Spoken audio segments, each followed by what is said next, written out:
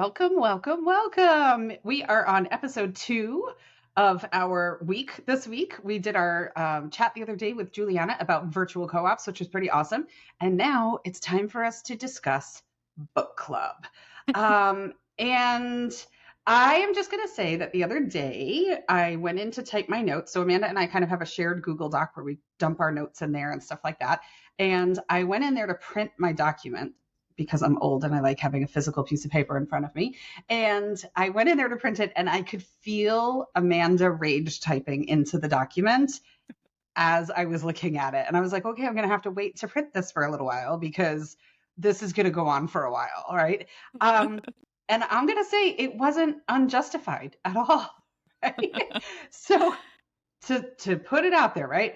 Some of the books that we'll read in book club are ones that maybe Amanda's read and she's like, oh my gosh, this book is so amazing. We totally have to read this in book club, or vice versa. But some of them, neither one of us have read. I mean, that's what we do in our book club that we met through, where somebody just throws out a title and says, this looks good, or someone recommended it and we read it. And sometimes they're great. And sometimes we're like, meh, it was okay. Like, I'm glad I read it. I learned a few things, but it wasn't this life altering experience. So I don't remember if I've read this book before. I know, I was saying to Amanda the other day, I know when I made the decision to homeschool, I went to the public library. I took every single homeschooling book they had on the bookshelf off and brought them home and went through all of them.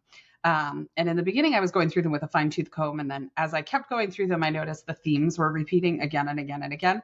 So then I started picking up and going through them faster. This might have been a book that I got at that time, but I got all of them that they had at the library. So none of them really stand out to me as far as the titles are concerned. So I don't think I've ever read this book before. And I'm just going to say that I read this and spent a bit of time going, what the fuck is he talking about? Like, what the hell is happening here? So I feel like before, usually we kind of have this like, what did you think? What were your high points, right? But I kind of feel like we have to address this elephant in the room. What do you think? Yeah, no, for sure. Chapter 7 was not great, but it was okay. Chapter 8 was like, holy hell, I cannot believe this is still in a book that's published in 2024. Right. And so we've talked about it in our previous sections that the book was originally written in 1981 and then was republished after, I don't remember the year. It was after the pandemic, though, because they talk about the pandemic a whole bunch in here. So 2021 was the republished, right? So, okay, let's give the 1981 author a little bit of credit and say, okay, he didn't know what he was. We've learned a lot. We've grown as a society. We've got medical advancements. We know better now. You'd think the 2021 guy, Pat Farenga, who did the updated and revised version, would have put a huge disclaimer on that section and said, this is out of date. We do not believe this. This is ableist. This is offensive. This is on all levels. Here's what we know now. Here's what the original author's thoughts were. But that's not the case here. No, yeah, he like sticks 2 paragraphs of his own in. I highlighted it later on. I'm sure I'll get to it when I talk about my thoughts. But yeah, I mean, 2 paragraphs that it's like there's some truth to it and some things to think about, but also still insanely offensive. What is happening? Yeah. So to give you some background, if you're not reading along with us, which is totally fine, chapter 8 is titled Learning Difficulties. And then the first section is called Disabilities versus Difficulties. And to summarize it, the main viewpoint of these authors, both of them in 1981 and 2021, is that learning disabilities aren't a real thing. They don't exist. That's not neurologically, not a neurological issue. And if you just take your kid out of school, everything will be fine. Yeah. All right, we'll dive into that. Let's go back. Let's make sure we cover chapter 7. Okay. So, chapter 7, he like upfront says this probably could have been included in one of my previous chapters, but we're going to talk about it. And it's all about learning without teaching, right? Learning by doing. And I mean, there isn't much new here, right? Like the book has been talking about this a ton. for me, my happy takeaway, right, if I'm being optimistic, is that kids, just like adults, they're more happy to learn if they want to learn it and they remember things that they want to learn, right? This we talked about this before. This is not new, and there are just more actual examples of this in this section of the book. I would say my less forgiving takeaway is that this author and I could never be friends. So even before we got to the train wreck that was chapter 8, I was already thinking, like, this author is so self-righteous, and so my way is the right way, and everything and everyone else is just stupid. Like on page 123, he says, what was it about even this very high-powered, child-centered, creative school that made children stupid? And Yes. I'm like, what the hell? Just because they don't think the way that you think, or because they aren't as out of the box thinkers as you think, like, you can walk up and call an entire school full of children stupid? Like, you have no business writing a how to make children better book. Like, you get to call people stupid. Like, just broad brushstrokes of, yo, you went to school, you're stupid. Like, what? Like, Yeah. no. I just, I don't, yeah, I mean, it goes on to say it was being taught in the sense of being trained like circus animals to do tricks on demand, and that made them stupid. Like, holy, like, I just, yeah, I was like, yeah. I feel like there is a thin thread of point that he's trying to make that Mhm. actually does make sense there, right?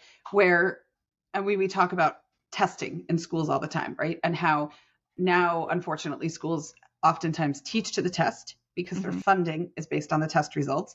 And Yeah. so what the kids truly learn is only what's on the test. And really what they learn is how to remember it long enough, how to regurgitate it, and then nothing, right? Yeah. So, but to say that every child who goes to school is stupid, that's, That was oh, it, it was right? a Like, bit much. we had seen throughout the whole book this thread of like, okay, I don't agree with the conclusion he's drawing, but I see the facts that he's talking about, or I see the reality that he's talking about, and I wouldn't draw that specific conclusion, but I see where he's getting it from. But like, this chapter just went that next step where I was like, what a jerk. Like, what are you? I don't. Oh, so I was probably admittedly not in the best mind frame to then move into chapter 8, but still on No. chapter 7. So something else that I didn't really like was on page 106. He makes this distinction about learning being what is forced in school, and finding out is what happens in real life. And I'm just like, why do we have to dumb down what learning in real life is? Can you not want to learn and acquire knowledge and accumulate knowledge and better yourself in that way without it having to be some colloquial, like, well, I found out how to bake a pie today? Like, what the hell is that? I feel like it was like when Chris Martin and Gwyneth Paltrow consciously uncoupled, right? It was like, right? Just, I'm like, really now? Really? It's kind of that thing, right? It's like, let's see how different we can be. I mean, I do think some of the word choices, like I made a notation there on on that exact section. I highlighted the exact same section that you're talking about.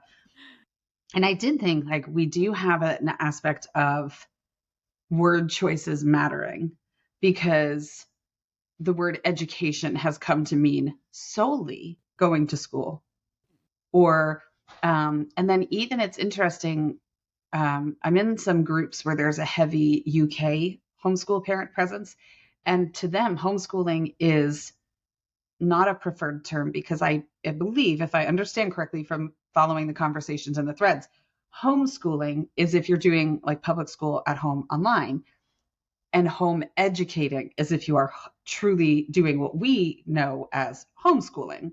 And so it's interesting how kind of the words have these connotations that are associated with them. And it can really make or break a whole discussion based upon the word that you choose.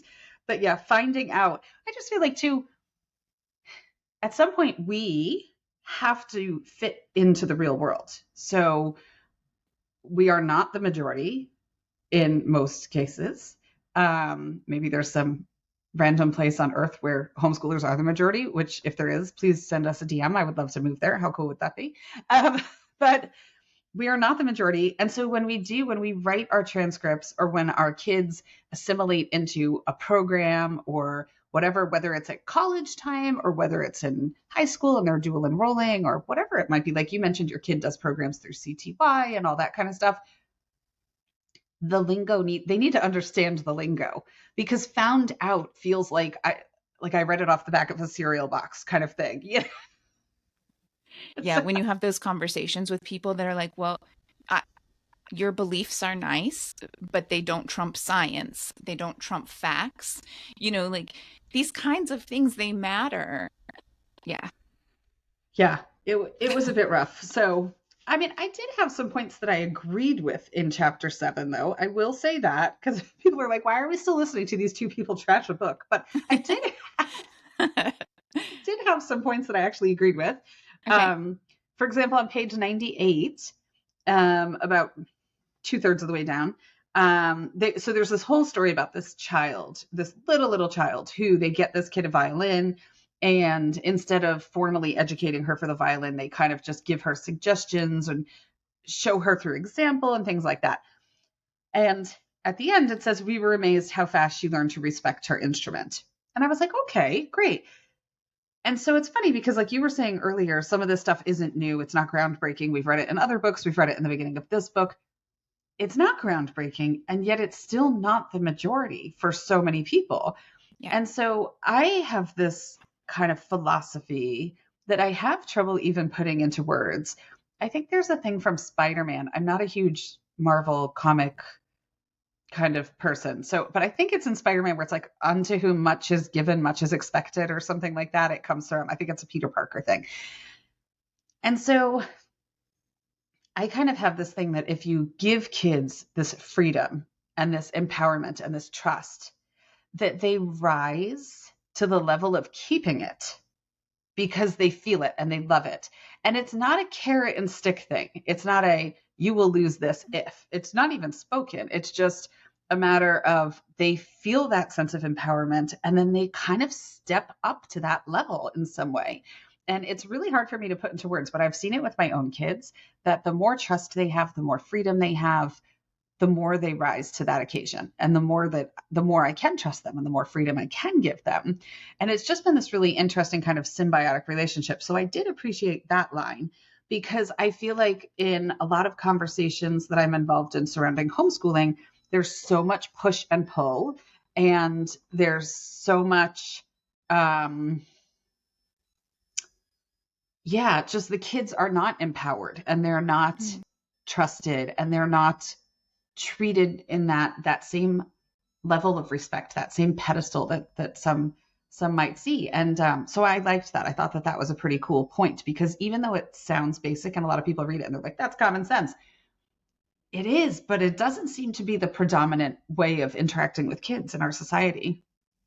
Yeah. No, I feel you on that. Reading chapter 7, I definitely thought, a lot of times I was like, well, in our house, we walk this weird line of wanting to allow him to be a kid as long as he's a kid and not forcing him to grow up, but still giving independence and also speaking to him like he's an adult. I'm not going to Mm-hmm. dumb down my language. And if I use a word that he doesn't know, it's clear on his face, or he'll even ask what that is. And we will describe it, or we'll ask Alexa, or I might, depending on the situation, I might send him to the dictionary to look it up. But, I'm not talking down to him. And the book does really support this idea of, treating kids as if they're capable. That said, some of the stories, I was like, that doesn't sound like you're treating the kids like they're very capable. It's like, I felt like there was a little bit of mixed message there.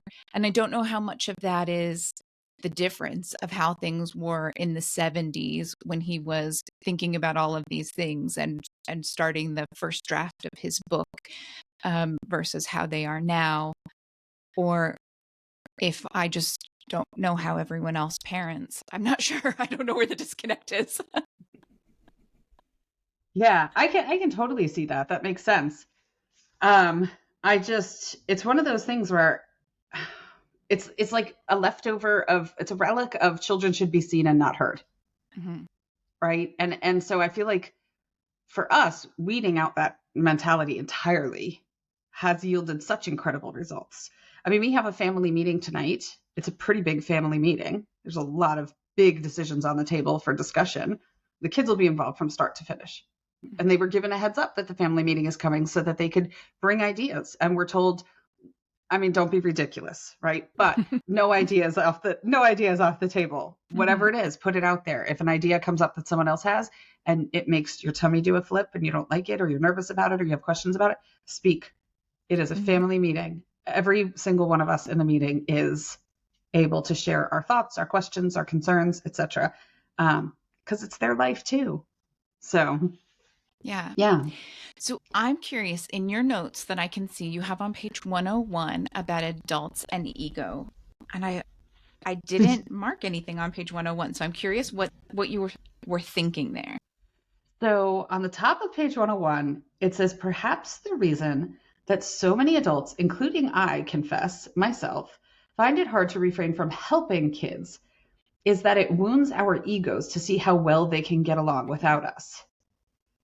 Okay. And I thought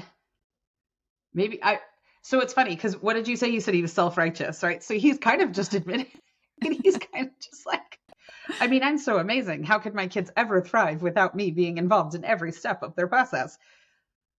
I don't think that that's it for me. I don't think I have an ego thing with my kids. I mean, I will say, I mean, when you come into my house, there's a huge sign that says caution, free range children. So I am pretty like, go for it, give it a try. What's the worst that could happen, right? I mean, within reason, nobody's playing with blowtorches or anything, right? But generally speaking, they have freedom and they have this ability.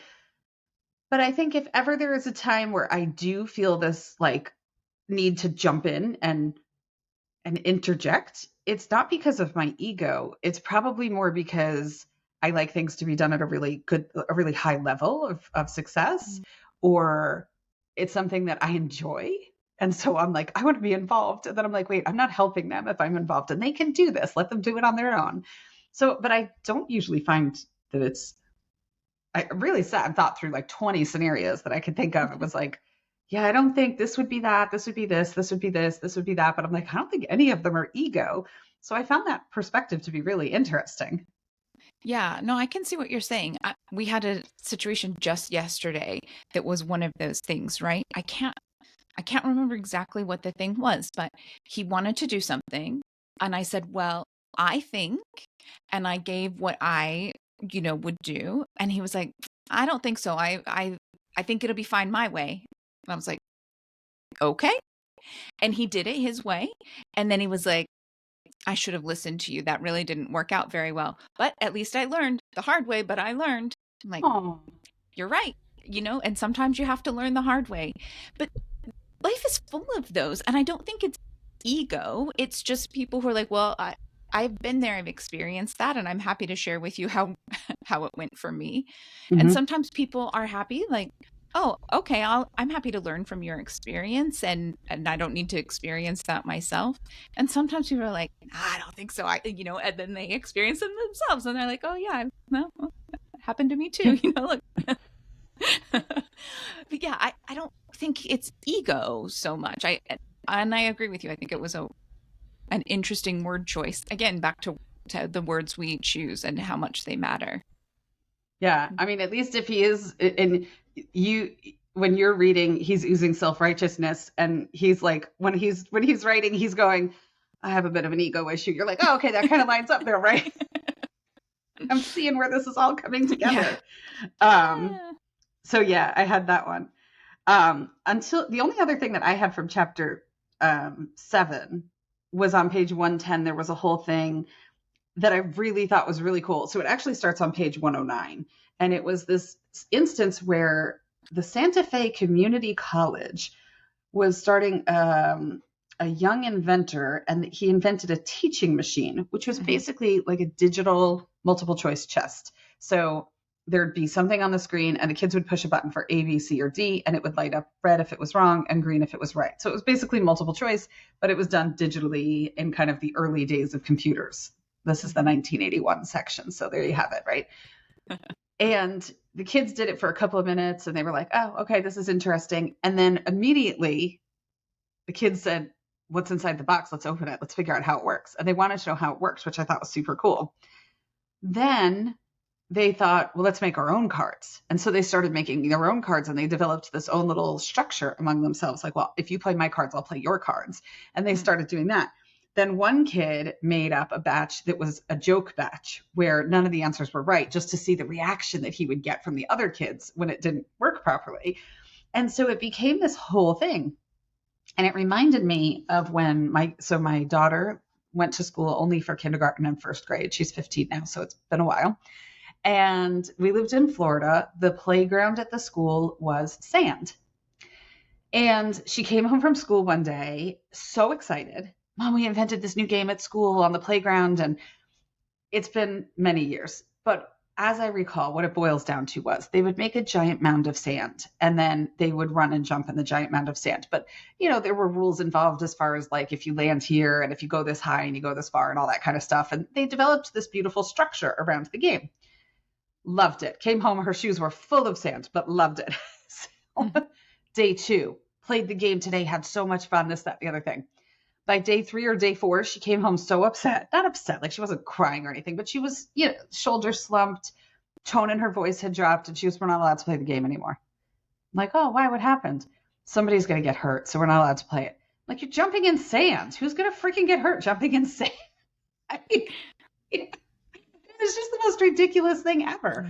And so I thought, it's when that adult interference comes. These kids were cooperatively playing. They were using their imaginations. There was probably some element of math involved with like record keeping or point structure and whatever.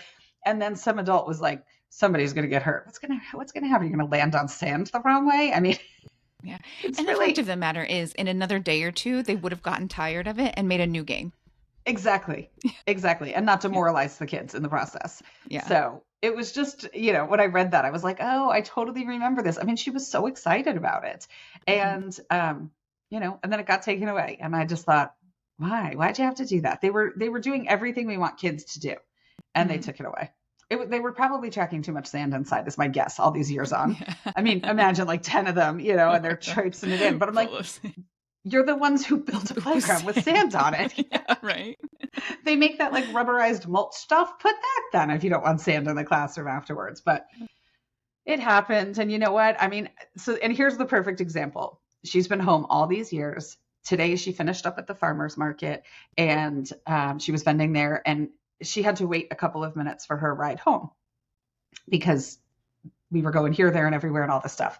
And she came home and she goes, I found a tree that's right by my spot at the farmer's market that I can get up into. And because of the way they trimmed the branches, there's like a spot where I can put my butt. And then there's a spot right nearby where there's like a footrest because it's kind of flattened out from the way they trimmed the branches.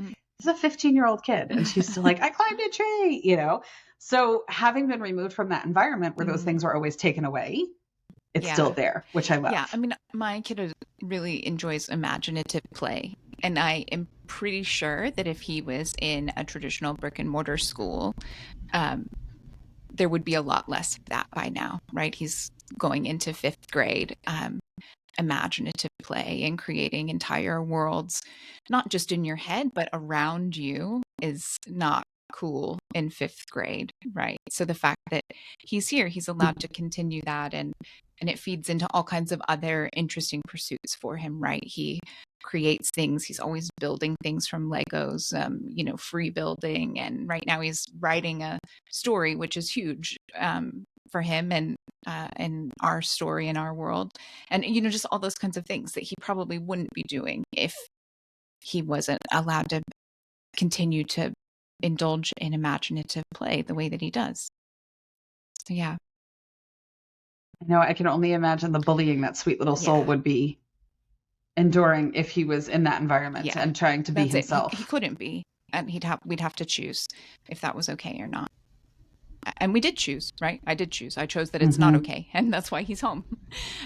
But around a bunch of kids that are okay Exactly. with it and can embrace who he is and his unique personality as he comes, right? That's what we all want. We all want a place where we can Hmm. show up as ourselves and people are like, "Okay, cool. I see you." Um Exactly. okay, so there I Hmm. had a few more thoughts in this chapter. Um so from Yeah. pages 111 to 115, it was full of examples where someone just wants to learn and they immerse themselves and they're super successful. And if they aren't successful, it's because of fear and anxiety and school learning and all of the bad things that they were taught in school. And I was like, okay, I again, it's one of those things. To an extent, I agree. I'm terrible with languages. I cannot hear them, right? My husband speaks Cantonese, and I was able to learn some Mandarin, but then when I switched over to Cantonese, they have more tones in Cantonese, and I just can't hear the differences. If I can't hear the differences, I can't make the differences, right? Like it's not about how much I want to immerse myself or how much I hear him speaking Cantonese with his family. Like I just suck at learning languages, right? And we lived in a French speaking country for 3 years, and I was the primary person in our family who had to take care of the legal things and do that. And I wanted to learn, and I was out, and I just, I mean, I learned enough to be able to get by, but I could have never had a conversation with someone, like, so for me, that was just like one of those examples of like, I don't think it's quite as easy as like, well, if you wanted to learn, you'd be super successful. Like, mm, mm, Yeah, it's true. I mean, there are some things. Sometimes I think about it too with regard to, I see a lot of posts in Facebook groups mm, about handwriting, especially as it relates to neurodivergent kids. And a lot of neurodivergent kids have mhm. fine motor challenges. It just is what it is. And there's all these posts about workbooks and pencil grips and this, that, and the other thing. And I'm like, on the one hand, I get trying to improve it. I do understand that to an extent. On the other hand, no matter what it says in chapter 8, that is how their brain is wired. So it's very similar in my mind. I always kind of use this example like, would you walk up to a blind person and be like, if you could just try a little harder to see, that Mhm. would be amazing, right? Or like talk to a diabetic person and say, like, your pancreas, have you tried yoga? Like it might help your pancreas. It might just kick it right into gear. Essential oils, maybe, right? And so it's like, it's not a matter of willing it to be.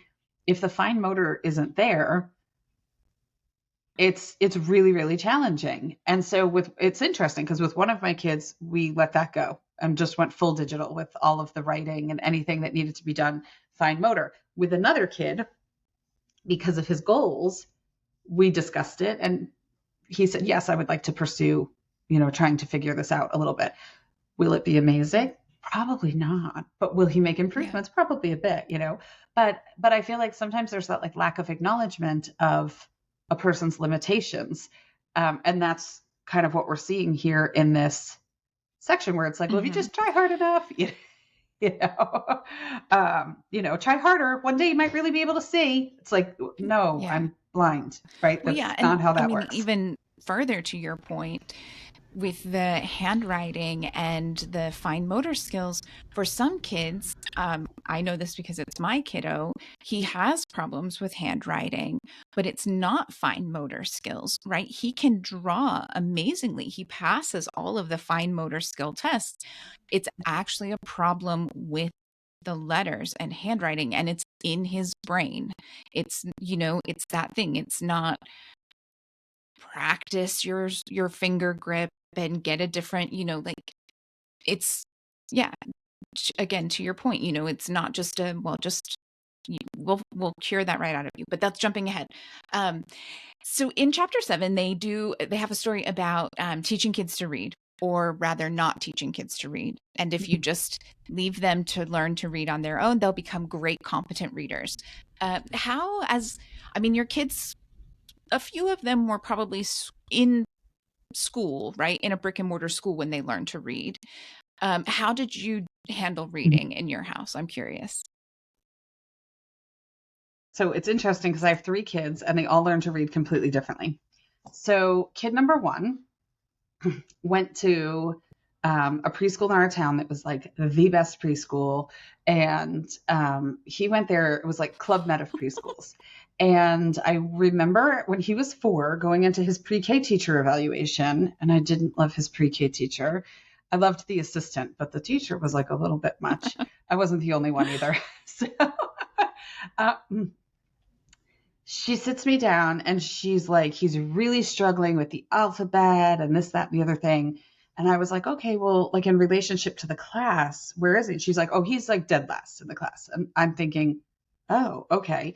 So, we weren't homeschooling at the time. And I was living in this very competitive academic area, geographically speaking, where the schools are amazing and all the kids go to these amazing colleges and all this stuff. And so I got Letter Factory for him, the Leapfrog Letter Factory. I think I'll know that song until the day I die because we watched it so many times.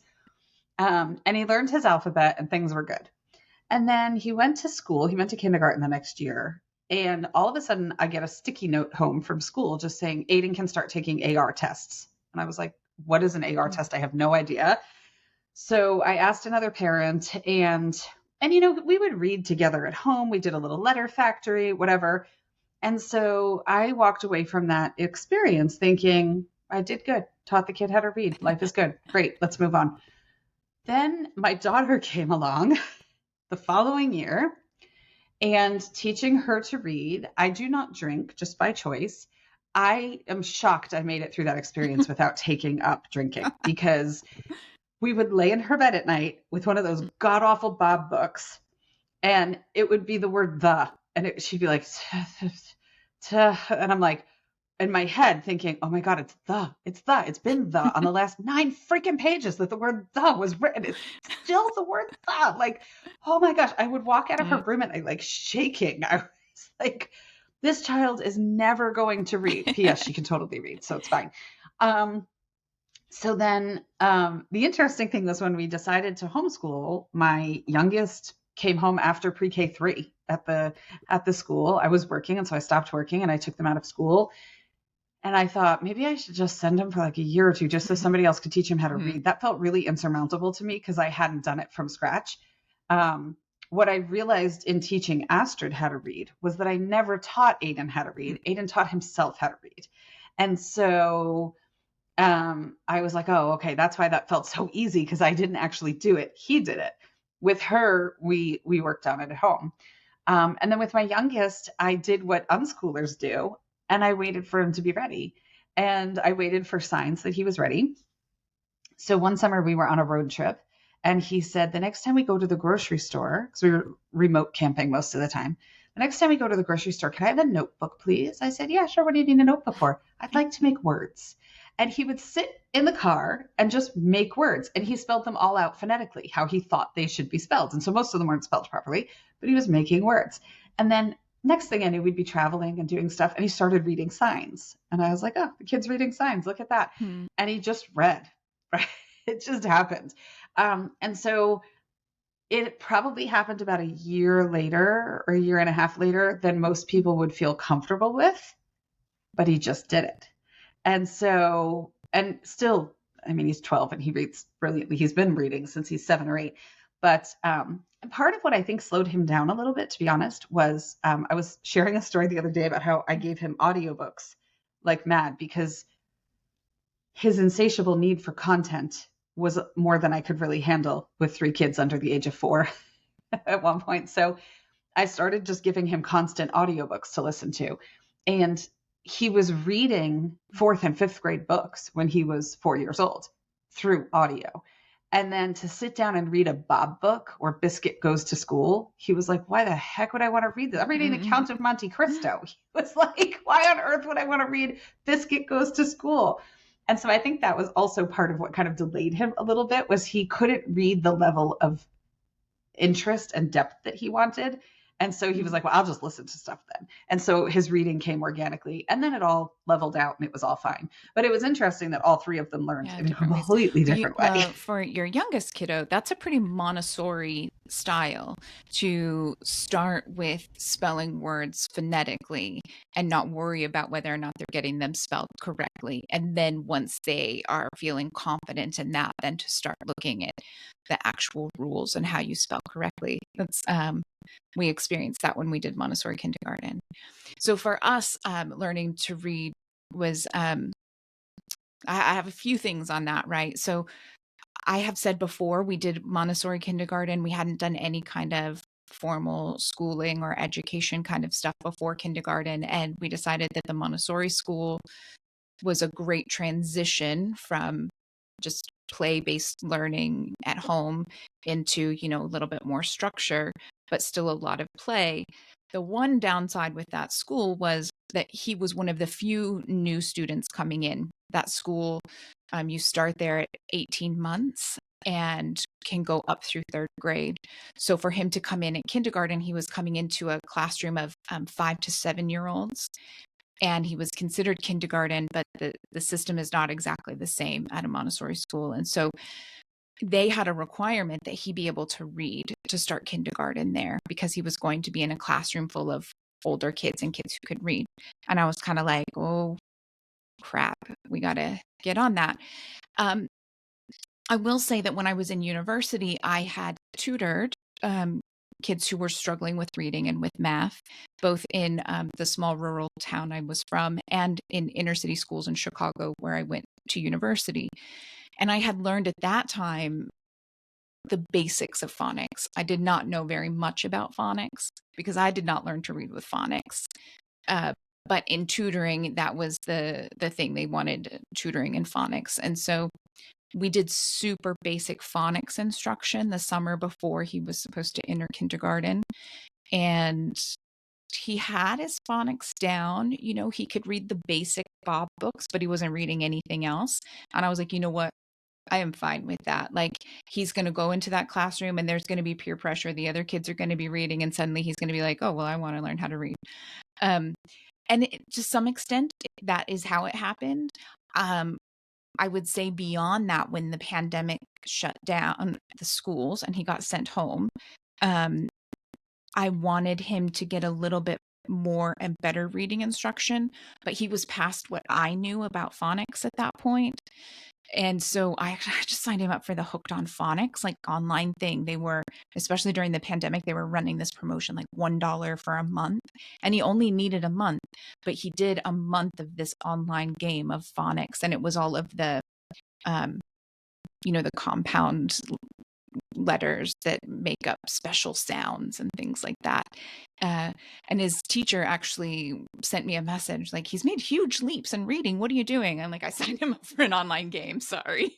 Like, because Montessori is completely anti-computers, right? Like, that is not what they would have done. Yeah. But it worked. And, since then we went all the way through all of that reading.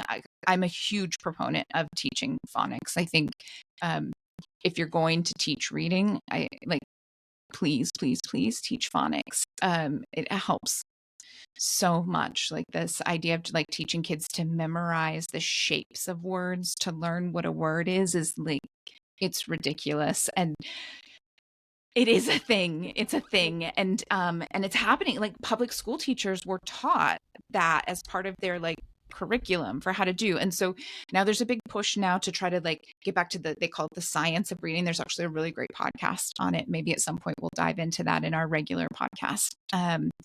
But the phonics works.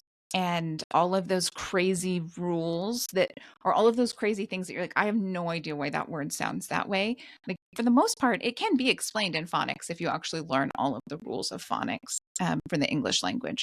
And so I I'm a huge proponent of that. And we did do phonics instruction when he was ahead, because he had to be able to read to enter kindergarten, which is not normal, right? And so we finished it quite early, and he's a voracious reader. But yeah, we being the academic schoolers that we are, we did all about reading through level 4 and then moved on to other stuff. Mm-hmm.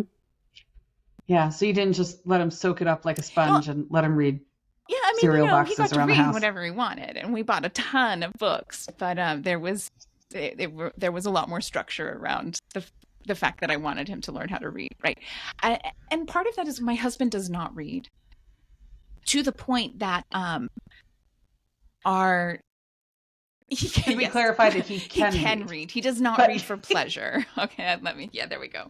It's one of those, like, maybe 1 or 2 books a year.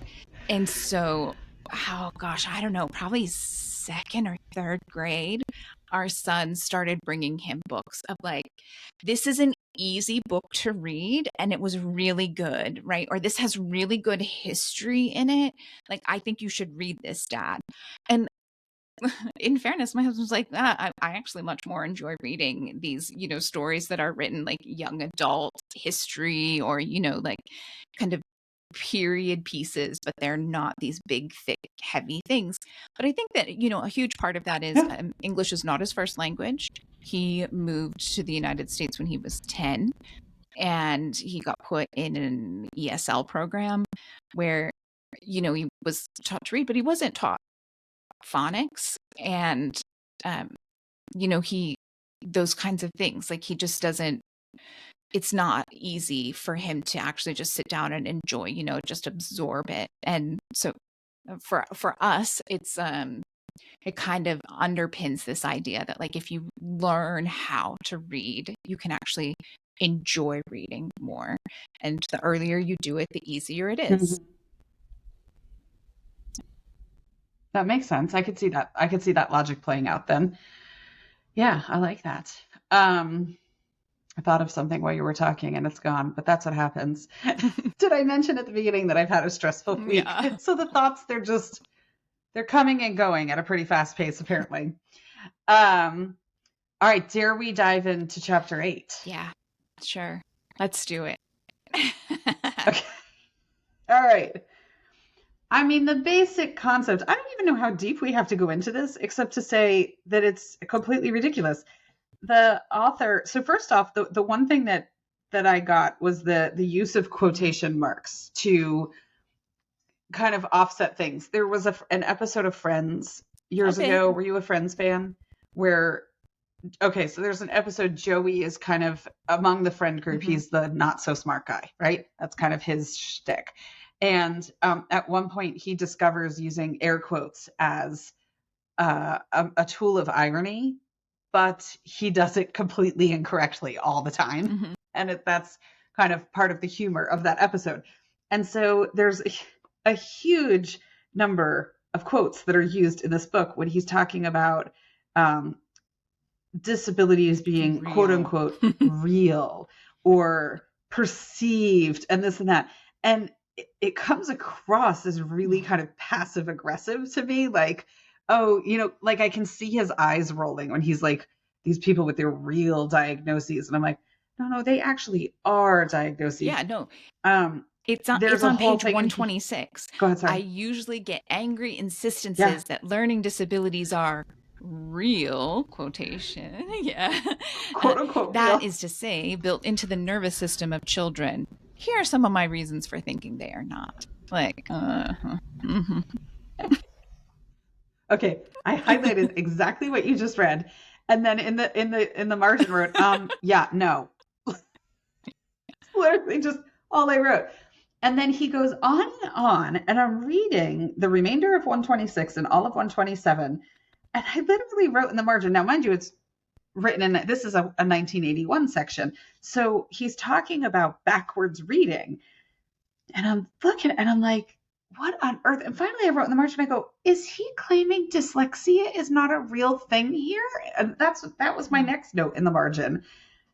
And then I just thought, oh my gosh, he is. He's claiming that dyslexia is not a real thing. Just take your kid home from school, reduce their stress level, and apparently dyslexia goes away.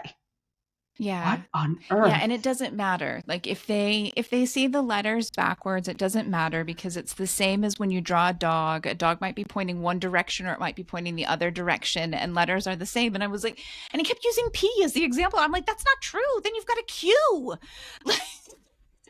It's lowercase. It's a P or it's a Q. It matters which direction it is. Oh my goodness. I'm telling you. Now, I will admit, I mean, he does go on and on about how public schools are terrible for people with these. Now, in his mind, they're Mhm. perceived learning differences Difficulties, yes. No, or it's just difficulties. He it's calls them just a learning difficulty, and difficulties. you need Yes. to let it go. It's just, yeah, you're just having a rough day. Try harder. And so I will say, and we've talked about this in prior episodes, that I truly don't think the public school system has a clue what to do with neurodivergent kids most of the time. And so I will say, I do believe they are better off at home or in an environment where somebody has an inkling of understanding about neurodivergence.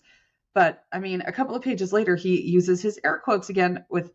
perceptually handicapped. Like they just think that there's something challenging for them. No, it's not. It's not like Mhm. that. It's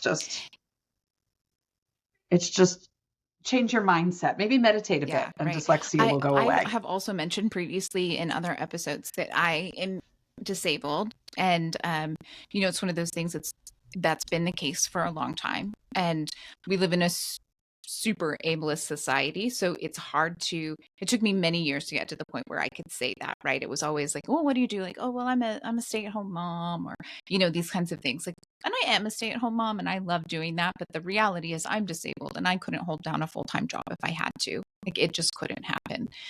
Um, on page 128, he tells this story about how he worked next to what was supposed to be one of the best schools for learning disabilities, and the kids there were never cured.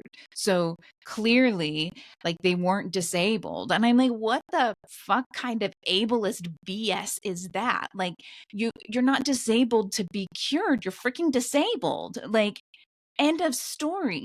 And yes, I mean, you want, if you have a disability, you might treat it, right? You might find things that can help. You might put systems in place that help limit its negative impact on your life, or things that improve your quality of life or your ability to be in the normal world, but you're sure as shit not actually curing it. Like, I was so yeah, that was when I was really rage typing, right? What I felt it from across the country. I was like, the- Amanda's on fire. And I get it because I had read the same I had just read it. And I was like, what is wrong with these people? Holy cow. Like, what is wrong with these people? It was unbelievable. So it was interesting. I made a note, and this is kind of a frivolous parallel, but it's something that was on my mind. So I don't know. Have you ever watched? I know you're not a huge TV watcher, but the Queen Charlotte. It's like a Yes. Bridgerton Yes, spinoff I on did watch that Netflix. one. Have I you think watched it? you were the one that recommended it, and like I had to watch it, and I was really happy about it. Yeah. Mhm. Look at me. So one of the things that I thought when I was watching that, so it's about the quote, I will use air Mhm. quotes, the Mad King George, which is Mhm. what they called him, right? The Mad King George and his difficulties if Mhm. John Holt was writing the story. But and I have Googled a couple of times, like, what Mhm. would his diagnosis be in today's world? Was it bipolar? Was it schizophrenia? Was it this? Was it that? And it's all conjecture because none of the people who are guessing it have lab results or imaging or have personally examined him or discussed things with him. So it's all conjecture. But at the end of the day, there was, I would say, a Mhm. component of mental illness as we would now know it today. And some of the ways that they quote Mhm. unquote treated him in the show, and we know this historically, that people with mental illness throughout history were treated Yeah. with barbaric treatments and things like that, right? And I have this thought process that 200 years from now, Mhm. because that's the time frame, right, between now and when King George was reigning, 200 years from now, people are going to look at the way we today in 2024 have treated our neurodivergent citizens, friends, Mhm. relatives, loved ones, and look at it with the same level of horror that we watch them treating King George, because we know so little about neurodivergence, and they are made to feel less than, they are made to feel other, they are made to feel stupid, they are made to feel all of these things. And I truly think that we'll look back on it and go, I cannot believe how barbaric that they treated dyslexic thinkers who have so many incredible talents, right? Their ability, photographic memory, their ability to think in 3D shapes and things like that. From if you could leverage those things, and instead of harping on the fact that reading is quote unquote difficult in many cases and other things might be difficult, okay, these are people who would be amazing engineers, who would be amazing this, amazing that, something where that way of thinking can be leveraged and can be utilized and can be maximized. But instead, at such an early age, they're being pulled out, they're being made to feel other, they're being made to feel less than because of the things that they lack in a system that is made for a one size fits all kid. And it's just so, so tragic. And so when I read this, I just thought, oh my goodness, like how, imagine you're a parent who's just gotten a neurodivergence diagnosis and you're reading this and you don't have the foundation that we've built over years of parenting these awesome kids and reading so much and talking to experts and studying research and all of that. And you're thinking, oh, my kid just needs to try harder. Right. How I mean, damaging. it's so bad. And that's part of the struggle, maybe problem with public school, right? Sometimes you do get useful services there, right? And some schools are amazing, or some special ed teams are amazing. And I have gotten some useful suggestions and helpful ideas from special ed instructors and directors and things like that to use in our own home. And I know in my extended family that they get a lot of services and have had some great success and luck with that, right?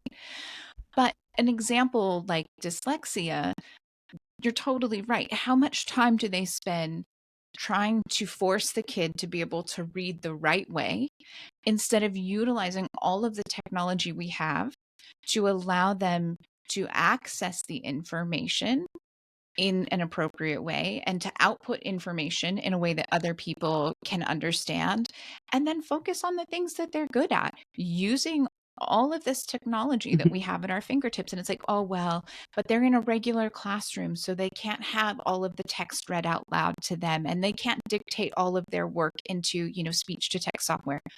Why not? Clearly you're doing something wrong. That's what they need. And if you're supposed to give them a free, fair, affordable education, like, how about you figure that out instead of spending all of your time trying to force this other way of doing it when their brain is not wired that way? Mm-hmm. Yeah. And it goes back to, if they had a blind student, would they be pulling them out and encouraging them to see better?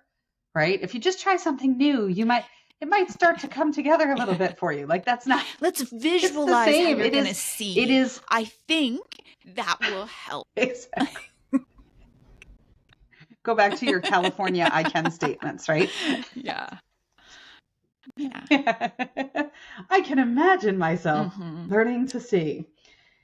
Oh my gosh. The other thing that I would love to touch on as a parent of an ADHD child, actually all three of my kids have ADHD, but there's a piece in here on 136 about medications.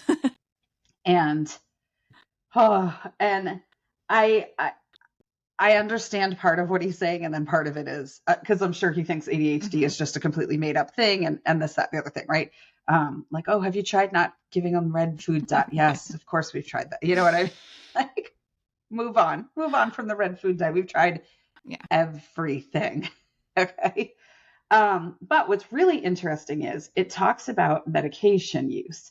And it says, while the global prevalence of ADHD has remained stable for the last 3 decades, an increase of 26% was seen in ADHD diagnoses in U.S. children 5 to 11 between 2007 and 2016, with an increase of 123% during the same period of U.S. adults. So that, I do think, is a valid thing to look at. Like, why are our statistics of ADHD so much higher than the rest of the world? And As somebody, I have one child who takes ADHD medication, and when I tell you it has been life changing, like absolutely life changing for this child, and he's never been to school. So, guess what, John Holt? It had nothing to do with him being anxious from being in school. But it has been life changing. We had reached a point where I didn't even know what to do anymore when we finally decided to go that route. It is impossible to get his meds every month. I mean, what I have to do to hunt them down because they're on back order, they're on national back orders, all this kind of stuff. And yeah, it's because of this increase. But in my mind, if the numbers are not lining up with what's going on all around the world, what are we doing in the US that's different, right? And there are a few components, right? So I do believe that diet plays a role in some of our things, right? And we have one of the most toxic food sources of any developed nation in the world, right? Things that are allowed into our food source are not allowed anywhere else. And our government is just like, sure, no problem, toss it in there. So that's an issue. And then the other thing is, we are asking kindergartners, 5-year-olds, to sit at a desk for 6 hours and do workbook pages and sit still and be quiet. And their bodies weren't meant to do that. It's not age appropriate. It's not developmentally appropriate. And other countries aren't necessarily doing that to their 5-year-olds. And so part of it, I do agree, comes from the source of public school. Well, the kid can't sit still in school, so there's something wrong with the kid. No, there's something wrong with the school. There's something wrong with the environment that your child's into. But that's not to say ADHD doesn't exist and that medications aren't necessary. It's just maybe we aren't necessarily looking at the full picture all the time when it's being diagnosed. I totally agree with you. I have that same passage in my notes. I think I think what you read out was actually the kind of wrap up paragraph that Pat Farenga put in after all of John Holt's ridiculousness. And it's that same thing, like, look, I do agree that medication should not be the first line of defense for an ADHD diagnosis. I do agree that it is questionable why so many more boys are diagnosed when they first enter school. I again, to what you were saying, we're asking things of them that are not age appropriate, and we continue to cut recess and movement breaks and all of these kinds of things, and that's particularly challenging, generally speaking, right? These are a lot of broad stereotypes, but for boys. And so we have work to do there, but that does not change the fact that ADHD is a real thing. And I mean, you are by far not the only family I know who medication made a huge difference in their family for their child when they were diagnosed and they found the right medication and the right dosage. And it's it's become such a division in the US, especially because you get it from both sides. And well, in France they don't have ADHD. Of course they do, they're just not diagnosing it, and because the stigma is there, just like it's here in some places. And well, I would never medicate my child. Like, well, maybe you wouldn't. I have a friend who is divorced, and there's a child in that mix that really needed medication, and the other parent wouldn't get on board with it, and he ended up getting kicked out of school. He was in several schools before he finally ended up in that one public school that takes all the kids that no other school will take, because he just got kicked out over and over and over. And it was just that thing of like, that didn't have to be his story. Like, from the very beginning, when they said, hey, he's got pretty significant ADHD, and this medication can help him learn and help him, get more out of life. Like, don't be, I'm never going to medicate my kid. I'd rather see him flunk out of school and, like, be considered a bad kid and then tell himself he's a bad kid. And then all of these, I mean, he's not, but the story that he's told becomes a story he tells himself. And the chances of him pulling himself out of that as an adult, once he's out of this system, it's like, come on. And, even a step beyond that, I have several girlfriends, you may as well, who are frankly quite bitter that they have only recently gotten an ADHD diagnosis because they look back at their childhood and their teen years and think, my God, if someone had just said, look, you have ADHD and it causes this, this, and this, and here are some strategies that you could put in place. Here are some different things you could try. They think, my life could have been so much easier. Even if the strategies didn't work, at least I would have known why I was this way. And, Right. Why I yeah, felt like I like don't fit in. thank Hmm. goodness that we're letting adults get these answers, right? It is never too late to learn more about yourself, to better understand who you Hmm. are and where your actions and reactions come from. Like, this is not a bad thing. And you're writing it about it in this book like it's a bad thing, but it's not a bad thing, right? Not at all. I mean, there's a comedian who I love, love, love, love, and my 12-year-old and I have watched her comedy over and over again. Go ahead, when you watch it, go ahead and judge me for it. I don't really care. We enjoy comedy in our house, and it's like one of our connection points, and it's not always appropriate what we watch, but I don't really care.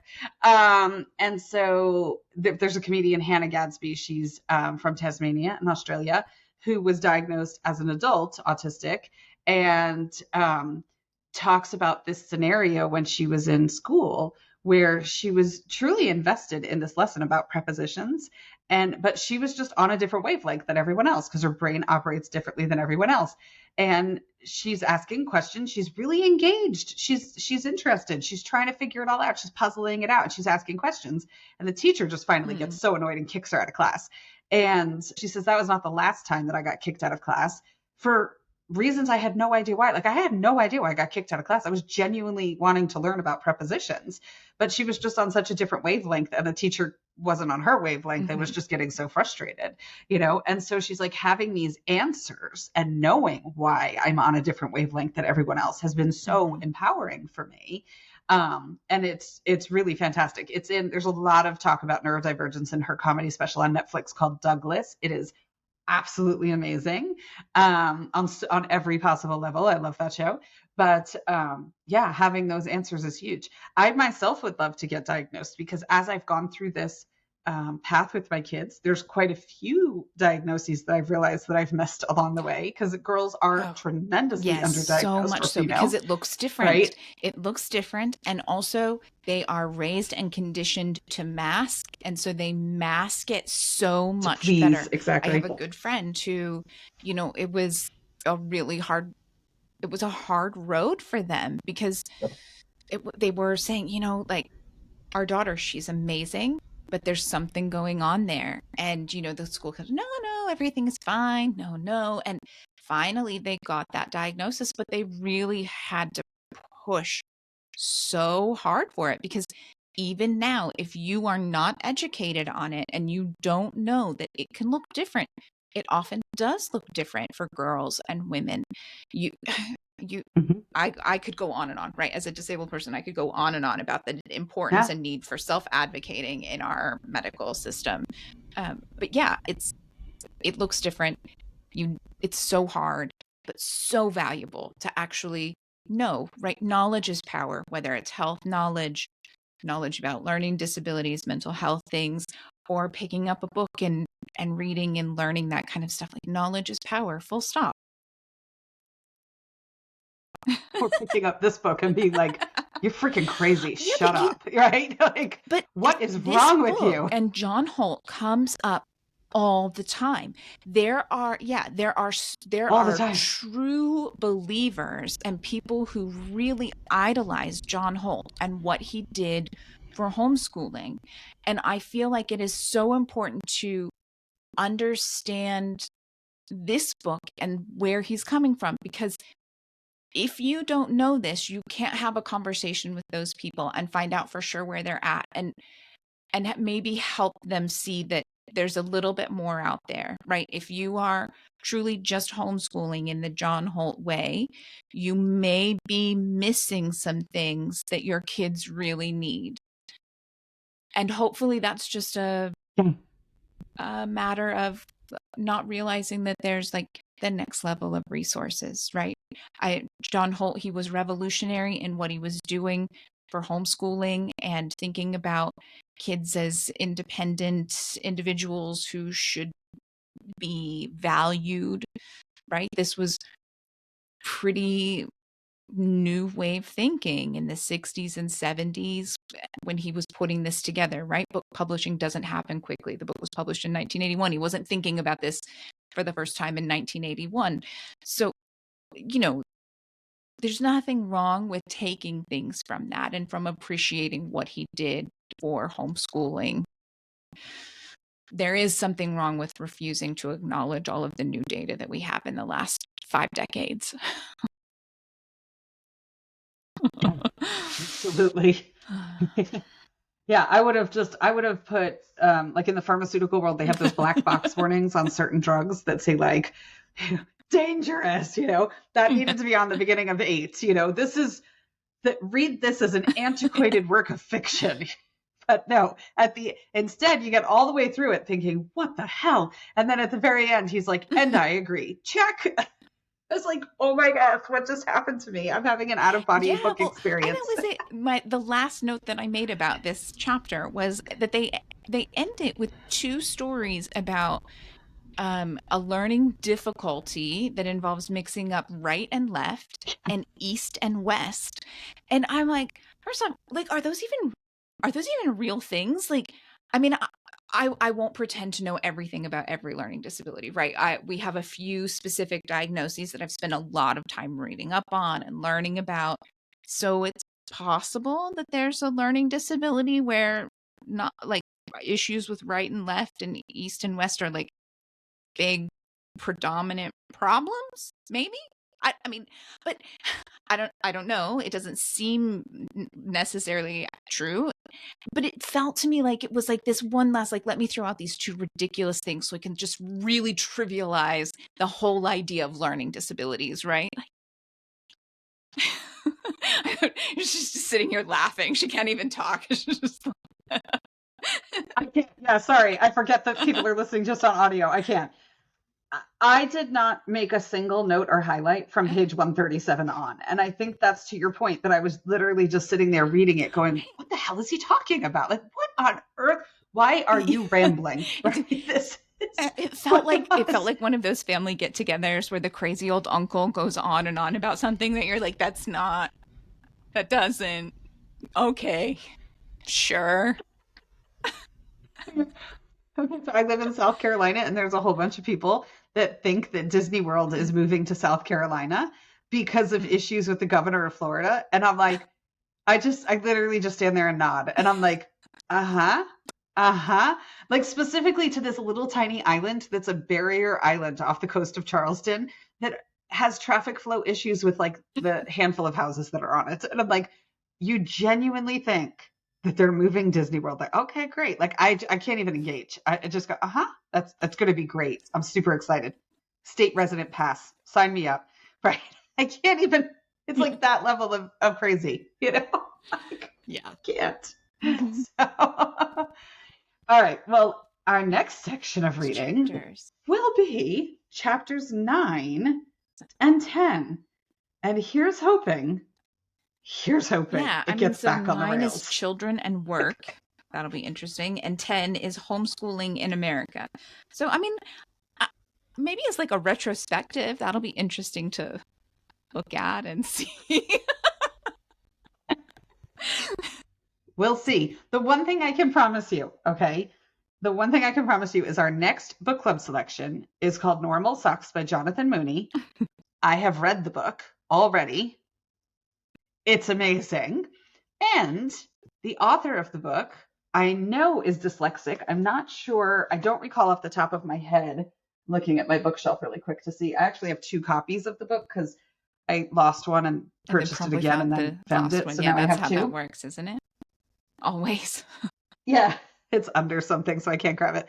But the really interesting thing is a foil to chapter 8 is that it'll be amazing because the author of that book, Jonathan Mooney, had the experience of being raised in a system where no one understood or acknowledged dyslexia. and so was made to feel all of these things about himself and his progress and his learning and his ability to learn. Of course, later to realize he's severely dyslexic. And P.S. spoiler alert, has graduated from Brown. Clearly, so it was once having those tools he needed to try harder, and the fact that he didn't, he's a failure, and he wasn't cured, and there you have it, right? Oh my gosh! So at least I can guarantee you there's no ableism in the next book. It's going to be amazing. I'm looking forward to it. It'll be a good palate cleanser. Right? Oh my gosh! I swear.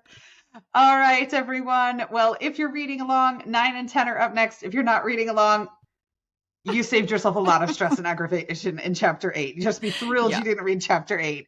And we're here to tell you it was super screwed up, and don't ever feel the need to read it. So enjoy, and we will talk to you all next week. Have an awesome rest of your day.